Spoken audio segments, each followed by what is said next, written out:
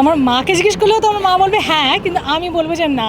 কিন্তু আমি যদি বকুনিটা দিই তাহলে আমার মনে হয় শুধু আমার মাই আমার বকুনিটা খায়, কিন্তু তাছাড়া কেন, কিন্তু অতটাও বকুনি দিতে পারি না আমার মাকে, অতটা আমার মা বাঘিনী কোনো চান্স নেই। কিন্তু হ্যাঁ, অবভিয়াসলি অতটা না, তাই আমি বারবার বলছিলাম যে এতটা চিল্লাবো, এতটা বকবো এইরকমভাবে, কারণ মানে ওই সাহসটা আমার কোনো দিনই হয় না আর হবেও না।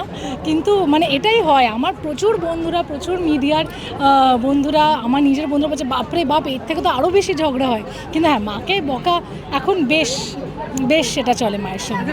এরকম হয় উল্টোটা হয়, মা খুব বকে এরকম কোনো মা বকে না, মা এখনো আমার মায়ের কিচ্ছু যায় আসে না।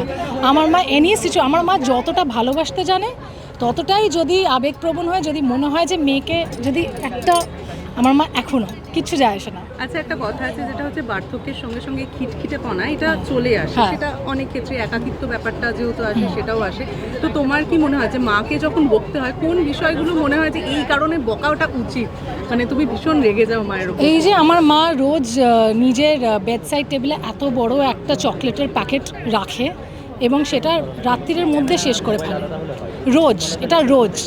এবং সেইটা নিয়ে যে আমার বাড়িতে যা চলে সেটা বলার মতো না। লুকিয়ে লুকিয়ে ফ্রিজে গিয়ে যত রকমের মিষ্টি আছে, যত রকমের, যদিও আমিও তাই, কিন্তু আমার মায়ের এই বয়সটা ওটা না খেলে বেটার।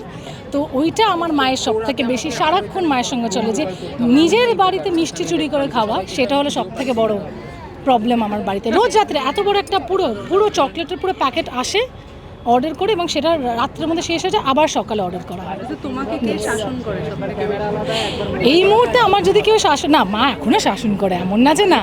হ্যাঁ হ্যাঁ, মা এখনও শাসন, আমার দাদা প্রচণ্ড শাসন করে আমাকে। হ্যাঁ, তাছাড়া তাছাড়া কিছু নেই, আর কেউ শাসন করতে পারে না। আমি খুব বাধ্য মেয়ে।